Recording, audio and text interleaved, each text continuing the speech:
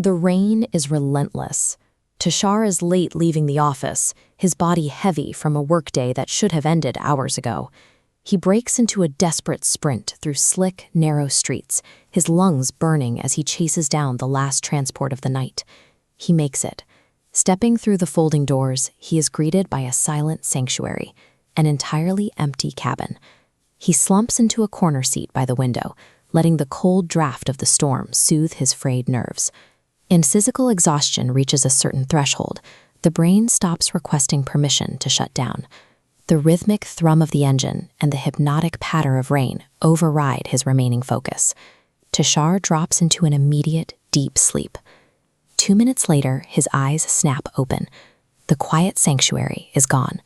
Every seat around him is now occupied by silent, unmoving commuters, their faces obscured by the shadows of the cabin. Tushar's brain immediately hunts for a logical anchor. He tells himself a large group must have boarded at a major stop while he was out. It is a necessary rationalization, designed to bridge the gap between what he sees and what he knows is possible. But the logic fails a moment later. He blinks, and the crowd vanishes as quickly as it appeared. We can see this fracture in perception here, where a stable reality splits into diverging, oscillating paths. This lower path loops backward, creating what we call a phantom loop. In a state of extreme fatigue, the mind loses its ability to anchor itself to a single timeline. Without that anchor, the conscious self begins to drift, slipping into these closed circles of time that exist on the periphery of the mundane. The bus appears empty again, but the atmosphere has changed. Tushar catches a harsh, pungent smell cutting through the damp air, the thick, unmistakable smoke of a hand-rolled bidi. He turns his head. Sitting in the seat directly beside him is an ancient man with skin like weathered parchment. He stares straight ahead, exhaling a cloud of smoke, his eyes fixed on a point far beyond the front of the bus. The old man speaks with an icy, rattling calmness. He claims he has ridden this exact route every night for 30 years. He warns Tushar that after midnight, this bus is no longer meant for the living. He recounts a night just like this one, when a passenger with hollow, empty eyes pointed a finger at him and whispered, "You shouldn't be here," before dissolving into the air like the very smoke from his bidi. Tushar listens, but his exhaustion is so profound that it acts as a filter. He interprets the old man as a rambling eccentric, allowing the weight of his fatigue to pull him back into sleep rather than facing the impossibility of the conversation. This is a classic case of cognitive dissonance in a survival situation. Faced with the terrifying truth that he is sitting next to something impossible, Tushar's brain prefers the comfort of a lie. He sleeps because his mind is too tired to process a reality that requires him to run. 5 minutes pass. Tushar wakes to total, suffocating silence. The old man and the scent of bidi smoke have disappeared. Across the aisle, a new figure has appeared.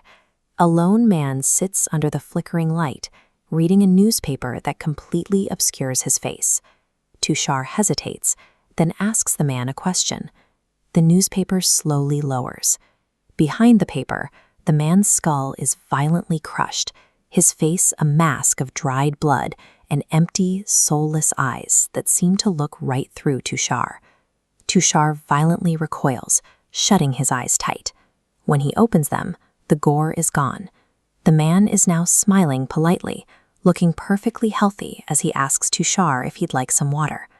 The passenger gives a cryptic warning. Things here appear and disappear, and it is best not to stay. Before Tushar can respond, he turns toward the door, and the man is gone once more. "I'm here," a distant voice calls from the front. Tushar sees the man standing in the open doorway. As the bus picks up speed, the man throws his body violently out of the doors and into the darkness. The cabin is filled with the horrific, phantom sounds of a fatal impact against the road. The passenger didn't jump because of Tushar. He jumped because that is the only action he can take. This is a temporal echo, a fragment of a violent history that repeats regardless of who is watching. These entities are trapped in a loop, endlessly reenacting the final moments of their lives. Adrenaline finally overrides fatigue. As the bus slows for a stop, Tushar flings himself through the open doors, landing hard in the freezing rain. He stands alone on the wet pavement. The sharp cold and the stinging rain are grounding.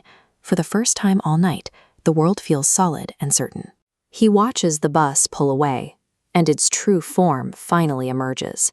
The vehicle is a charred, rusted wreckage, its frame gutted by a historical fire. Through the missing windows, he sees the motionless, translucent forms of those who never made it home. There, sitting in the scorched remains, are the old man and the newspaper reader. They are part of the wreckage now, permanent fixtures in a mobile purgatory that continues its route every night. This bus doesn't hunt for passengers. It simply moves through the city, collecting those who, through extreme exhaustion, have lost the ability to distinguish the present from the past. For a person operating at Tushar's level of burnout, the mind lacks the strength to maintain its grip on a stable reality. In that state, a single blink is enough to step off the sidewalk and onto a tragedy that never reached its destination.